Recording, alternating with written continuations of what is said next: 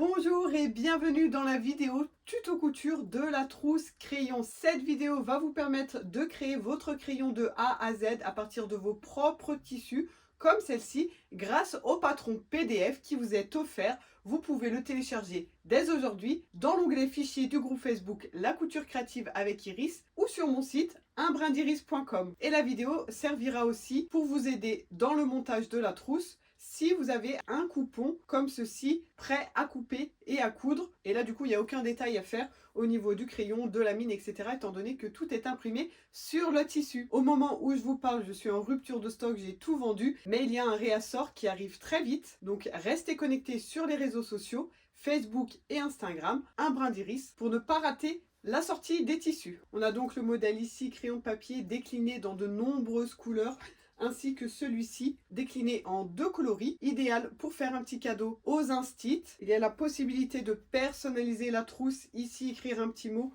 au maître, à la maîtresse, ou l'enfant peut le faire avec un stylo textile, ou vous pouvez broder ou bien encore floquer. Super rapide à faire, efficace, vous êtes sûr de faire une création super originale qui plaira à la personne qui va le recevoir. Allez, je m'arrête là et on passe tout de suite à la pratique. Alors, pour la trousse crayon, si vous possédez un de ces coupons, celui avec les petits bouts, ou alors le crayon de papier comme ceci, il suffit de découper votre crayon tout autour sur les pointillés ou les traits pleins. Il n'y a pas de marge de couture à rajouter. Et vous n'avez du coup pas besoin de passer par le patron papier. Ça simplifie vraiment les choses et on se retrouve un peu plus loin dans la vidéo pour le montage de ces parties.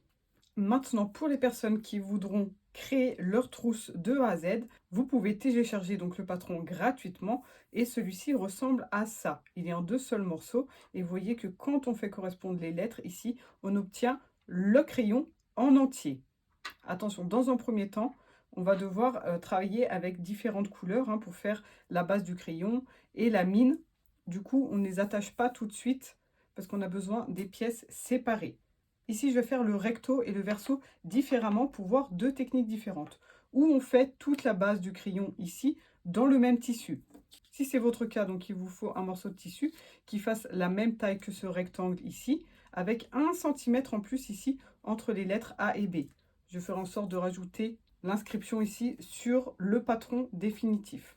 C'est le centimètre en fait qui va permettre ensuite de coudre la base du crayon avec la partie en bois de la mine. Pour ce qui est de la mine ici, le coupon fait exactement la même hauteur, soit 14 cm. Et ici, au niveau de la largeur, on a 7 cm. Dans tous les cas, on va faire ça sur le recto et le verso. La mine, ça va être la même chose. Donc, on le coupe 2 fois. Et ici, pour ce qui est de la mine colorée, le bout, comme si c'était un crayon de couleur. Si vous avez la même hauteur, ça fonctionne aussi. Sinon, de toute façon, vous voyez que ça se rétrécit. Donc, on n'a pas besoin d'avoir les 14 cm ici en hauteur. Ici, j'ai 9 cm et au niveau de la largeur, j'ai aussi 7, comme pour la partie du milieu ici. Et dans le cas où vous voulez faire cet effet un peu crayon de couleur multicolore comme ceci, vous pouvez couper plusieurs bandes au ciseau ou au cutter rotatif. Donc là, c'est l'idéal pour utiliser ces chutes de tissu. Mes bandes font la même largeur, c'est-à-dire 4, et au niveau de la longueur, il faut qu'elle fasse au minimum la même taille ici que le patron, plus 1 cm, c'est-à-dire 22 au niveau de la longueur. Donc là, vu que c'est des chutes, voilà, elles ne font pas toutes la même taille, mais je vais les assembler entre elles et ensuite je rectifierai pour avoir exactement la même taille en fait que l'autre côté de mon crayon ici. Donc après, à vous de voir, vous pouvez faire des rayures comme ça, recto verso, ou comme moi, un côté rayure, un côté tissu imprimé, ou alors les 2 côtés tissu imprimé. Ça laisse vraiment plein d'options de création. Alors ce qu'on peut faire déjà, c'est notre mine ici, vu que c'est la même chose des 2 côtés, recto verso. Je vais plier mes morceaux ici en 2, je crante. Alors c'est surtout ce côté qui nous importe, mais on peut le faire des 2 côtés. C'est toujours bien d'avoir nos repères du milieu. Et là, je fais la même chose pour le bout de la mine. Maintenant, j'épingle ici mon bout de mine sur la partie bois. Je fais correspondre mes milieux. Je fais la même chose pour l'autre. Et je vais piquer ici à 1 cm et ici à 1 cm. Voilà, une fois que c'est fait, on ouvre bien ces coutures ici. On peut donner un petit coup de fer pour être sûr que ça soit bien ouvert de part et d'autre et avoir une jolie couture bien nette. Maintenant, c'est au tour de nos bandes ici. Donc, on peut définir dans un premier temps l'ordre dans lequel on veut les assembler. Il faut qu'on ait un côté bien droit ici pour pouvoir toutes les aligner les unes à la suite des autres bien droit comme ça. Et là, l'une après l'autre, j'ai plus qu'à les positionner donc endroit sur endroit ici, bien aligné en haut. Et je pique ici à 1 cm. Ensuite, j'assemble la prochaine avec la verte, celle-ci avec la bleue, etc. jusqu'à ce qu'on ait assemblé nos 6 bandes.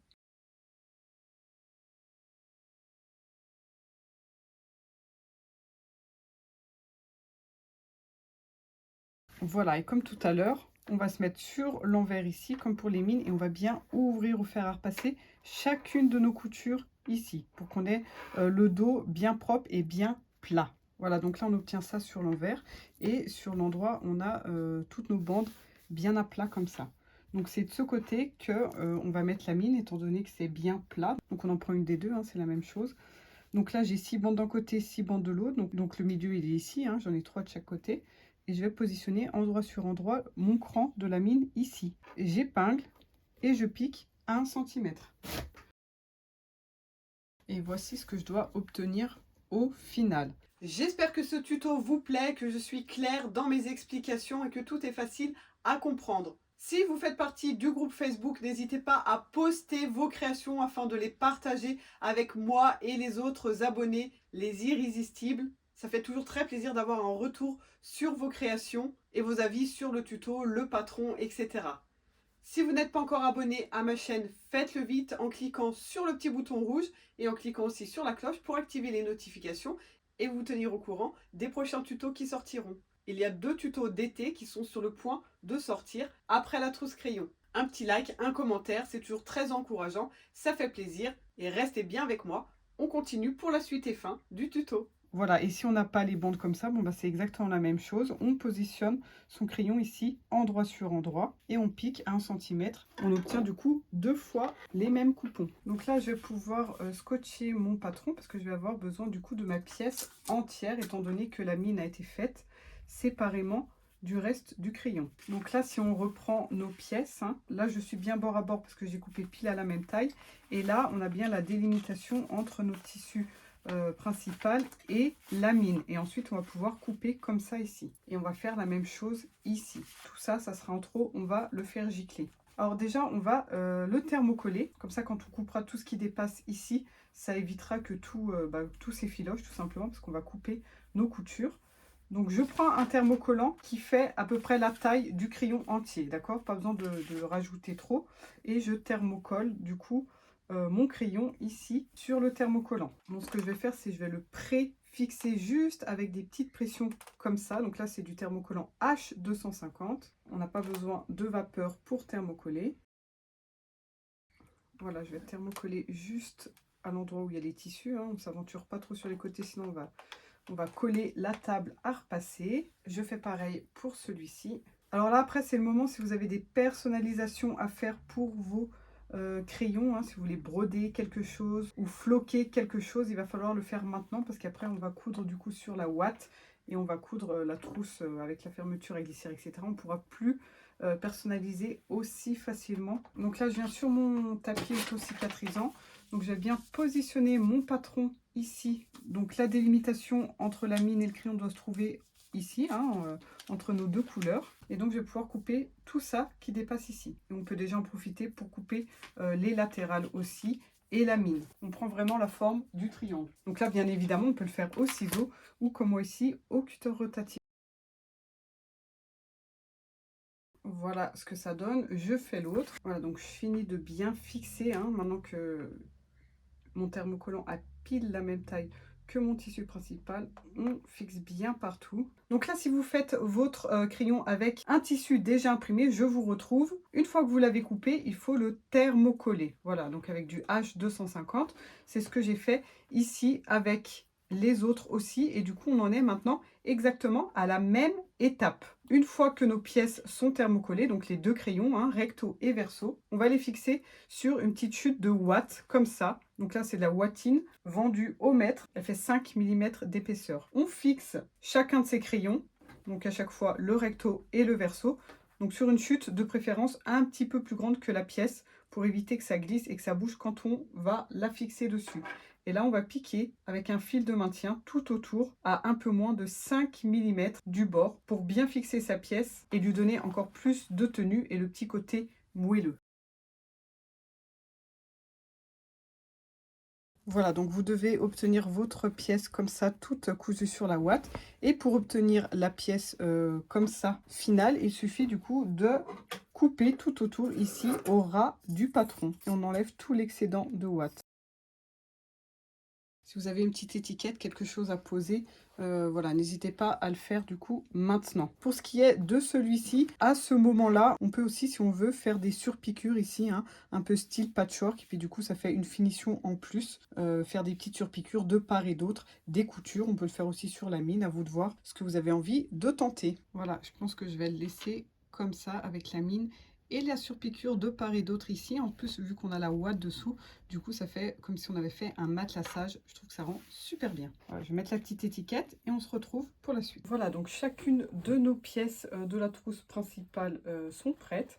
On va pouvoir passer à la doublure. Du coup, je ne vous ai pas parlé de la doublure au début. Je vous avoue que j'ai totalement zappé que, bien évidemment, il fallait doubler sa trousse. J'étais tellement contente et impatiente d'enregistrer ce tuto. J'ai même pas pensé à préciser la doublure.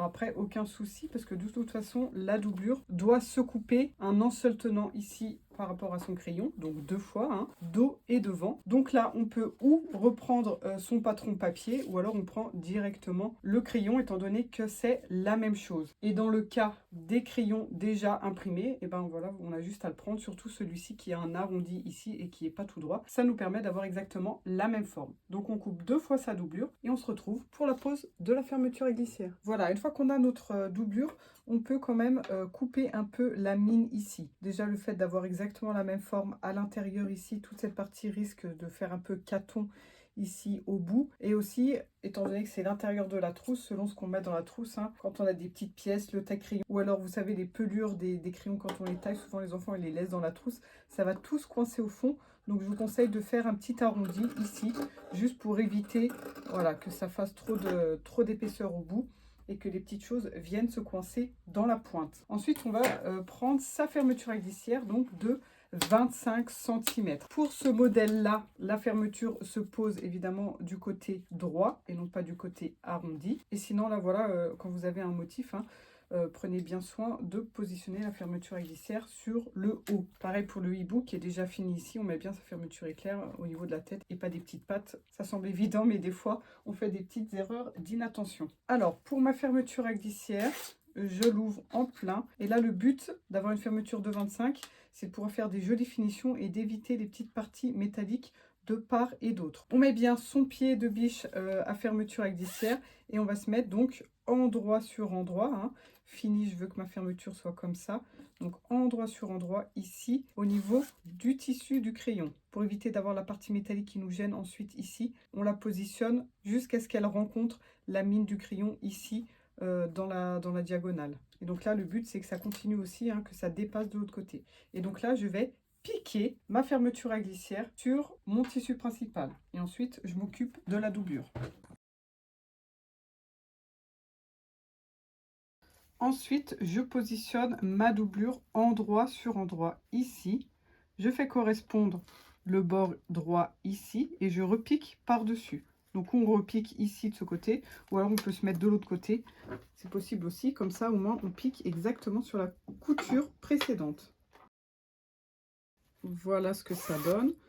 Je passe mon tissu principal d'un côté, ma doublure de l'autre. Maintenant, je vais passer au fer à repasser pour bien aplatir et faire en sorte que mes deux tissus soient bien de part et d'autre de la fermeture. Et maintenant, je vais faire une surpiqûre ici, bien au bord. Ça va faire une plus jolie finition et ça va éviter que la doublure ne remonte vers les rails ici et qu'elle se prenne dedans et que ça coince tout.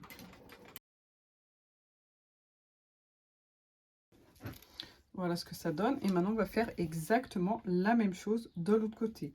Donc, endroit sur endroit ici. Je fais bien correspondre les bords ici et je pique. Voilà ce que ça donne. Et ensuite, on fait la même chose avec la doublure ici. Donc, on ouvre la fermeture, c'est plus simple. Et là, je me positionne donc bien endroit sur endroit au niveau des tissus doublure et tissu principal. Et là, pareil, il faut que j'arrive au bord ici, hein, bien aligné. C'est exactement la même chose que tout à l'heure. Et le fait d'avoir une fermeture à glissière plus grande aussi permet voilà, d'ouvrir en plein. On n'a pas besoin de remonter le curseur en cours de route. Ça va facilement.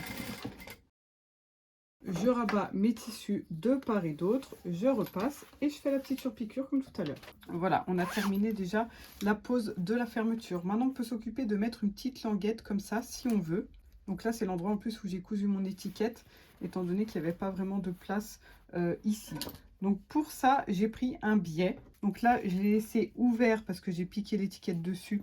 Donc le fait de piquer l'étiquette dessus a permis de fixer les côtés ici de part et d'autre. Mais sinon, ce que je fais, moi, en général, c'est que je le plie en deux comme ça. Je fais une piqûre ici au bord pour fermer, une piqûre de l'autre côté pour créer une jolie languette. Et la longueur ici est de 10 cm. Voilà, on peut déjà fermer sa petite languette en deux comme ça et faire une piqûre ici pour la maintenir pliée. Si vous avez le coupon crayon à papier comme ça, lorsque vous posez la fermeture à glissière, faites en sorte voilà, d'être le plus en face possible au niveau de vos deux coupons ici pour avoir un joli raccord sur le haut et pas avoir la gomme décalée par exemple. Et donc là, fermeture à glissière fermée, je vais positionner ma languette ici entre mes deux tissus principaux. Voilà, je positionne ma languette comme ça et je vais faire une piqûre ici dans la continuité hein, des piqûres de maintien que j'avais faites précédemment à moins d'1 centimètre du bord. Alors on fait cette piqûre que sur la languette, on ne dépasse pas trop de part et d'autre ici de la fermeture éclair sur les autres tissus parce qu'il ne faut pas prendre le tissu principal et la doublure en couture ensemble. Il faut qu'elles soient bien indépendantes. Donc si on coud trop ici, du coup ça va être cousu, donc ça va pas. On pique juste ici. Et ensuite, on peut couper tout ce qui dépasse. Ici, j'ai même un peu de doublure qui dépasse. Je peux l'enlever et surtout, la fermeture à glissière, tout ce qui dépasse ici, on l'enlève. Alors, pas avec les ciseaux de tissu, mais des autres ciseaux. De l'autre côté, ici en face, c'est pareil. On va pouvoir fixer la fermeture à glissière comme ça, de façon à ce qu'elle reste fermée, hein, pour éviter que quand on coud, ça se chevauche ou que ça soit un peu ouvert, etc. Donc là, je vais faire une petite piqûre juste ici sur la fermeture à glissière. Encore une fois, on ne pique pas sur le tissu principal ni sur la doublure. Et là, on va pouvoir enlever tout ce qui dépasse au niveau de la fermeture à glissière aussi. Alors attention de ne pas couper ni le tissu ni la doublure, mais bien que la fermeture à glissière. Voilà, on arrive à la toute dernière étape. Donc là, je vais positionner ma trousse endroit sur endroit au niveau des tissus extérieurs, endroit sur endroit au niveau de la doublure. Et là, on peut bien fixer de partout afin que ça ne bouge pas pendant la couture. Et là, la fermeture à glissière doit être couchée vers la doublure et non pas remonter comme ça vers le tissu principal. Donc on la pousse vers la doublure comme ceci. Et là, c'est la même chose à ce niveau-là. La fermeture à glissière doit être pliée en deux sur son milieu comme ça, en direction de la doublure.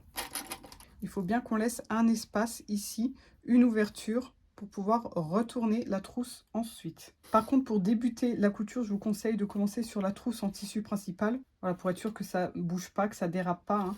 Donc j'ai l'habitude de commencer par exemple ici sur la ligne droite, je tourne ici, j'arrive sur la doublure, je tourne, je fais un nœud ici, je laisse un espace, je recommence ici. Et là, on va coudre l'arrondi.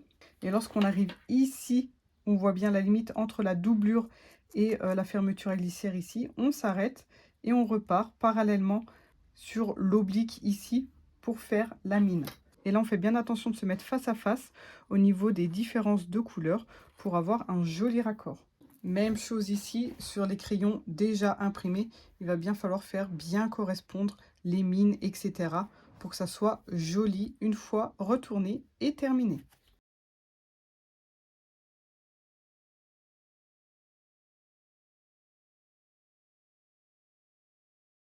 Alors un petit détail que j'ai peut-être pas dit avant, je m'en rends compte là parce que je sens le curseur.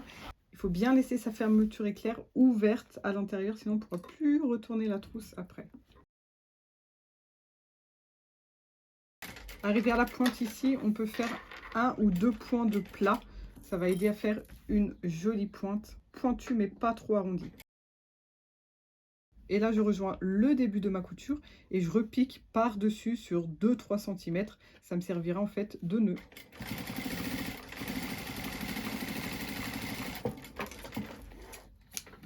Alors avant de dégarnir et tout enlever les valeurs de couture ici, on peut quand même vérifier ce que ça donne vite fait de l'autre côté. Hein. Ça évitera voilà, de regretter d'avoir dégarni si jamais il y a quelque chose qui s'est mal passé. Voilà, au moins je peux regarder mes coutures ici, je vois qu'elles correspondent bien. Et on peut regarder comment ça se passe au niveau de la fermeture à éclair.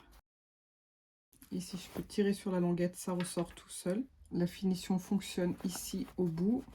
Et ici, on peut fermer pour voir ce que ça donne à cet endroit-là. Ça fonctionne aussi. Voilà, ici, on a un petit millimètre de différence, mais bon, je vais laisser comme ça. Ici, on a un beau raccord. Donc, je me remets sur l'envers. Je retourne tout comme c'était. Et je vais pouvoir dégarnir. Je vous conseille quand même de vérifier avant de le faire. Hein, parce que si on coupe trop au ras des coutures, après, on ne peut pas découdre si on a besoin. Donc là, il faut bien dégarnir les angles ici, comme ça en diagonale. Là, on n'est pas obligé, mais si on veut, on peut enlever un peu de la valeur de couture, histoire qu'il y ait moins de matière à l'intérieur. On dégarnit bien ici et surtout ici au bout. Hein. Je coupe en ligne droite comme ça et puis sur les côtés en oblique comme ceci. Pour la doublure, on peut aussi dégarnir un petit peu, hein, surtout là que je ne suis pas vraiment face à face. C'est toujours ça en moins à l'intérieur. Par contre, on ne dégarnit pas au niveau de l'ouverture puisqu'on a besoin de notre valeur de couture pour assembler les deux côtés ensuite à l'intérieur. Là, on a vraiment beaucoup de matière, hein, donc on n'est pas obligé de trop forcer non plus et d'abîmer son ciseau étant donné qu'on a vu que ça ressortait bien sur l'endroit à ce niveau-là. Voilà, je vais pouvoir retourner la trousse. Et on n'aura plus qu'à refermer la doublure et ça sera tout terminé. Donc là, on profite de cette ouverture pour passer avec voilà, un repousse-angle, par exemple, comme moi ici. Et on va pousser séparément la doublure et le tissu extérieur. Surtout ici, qu'on a la mine bien pointue, hein, ce qui n'est pas le cas de la doublure. Donc, on ne peut pas aller jusqu'au bout niveau doublure. Et là, je vais pousser ma mine. Alors, dans un premier temps, je prends ce côté ici arrondi pour voilà, être sûr de ne pas abîmer la pointe. Une fois que je me retrouve bloquée, je vais utiliser ce côté ici pour faire ressortir au maximum la pointe de la mine. Et là, du coup, au niveau de ma doublure, j'ai juste à plier comme ceci mes valeurs de couture vers l'intérieur. On peut faire aussi un point visible, hein, si jamais ça vous intéresse, vous ne savez pas faire. J'ai un tuto sur ma chaîne YouTube, je vous mets le lien juste ici en haut à droite. Et là, moi, je vais juste faire une petite surpiqûre comme ça à la machine, bien au bord, à quelques millimètres. Et ensuite, j'ai plus qu'à la rentrer à l'intérieur. Et bien sûr, on va passer au fer à repasser pour bien repasser partout la trousse finale. Pour le hibou, c'est exactement tout pareil parce qu'on a vraiment la même forme. Et pour celui-ci, c'est exactement pareil. Tout ce qu'on a vu ici est valable ici, à part que ici, on n'a pas un angle droit, on a un arrondi. Mais tout le reste, c'est pareil. Et voici les trousses terminées et ça vous donne une idée de tout ce qui est possible de faire grâce au patron fourni au format PDF ainsi qu'avec les coupons des trousses prêtes à couper et à coudre. Merci d'avoir regardé cette vidéo et amusez-vous bien.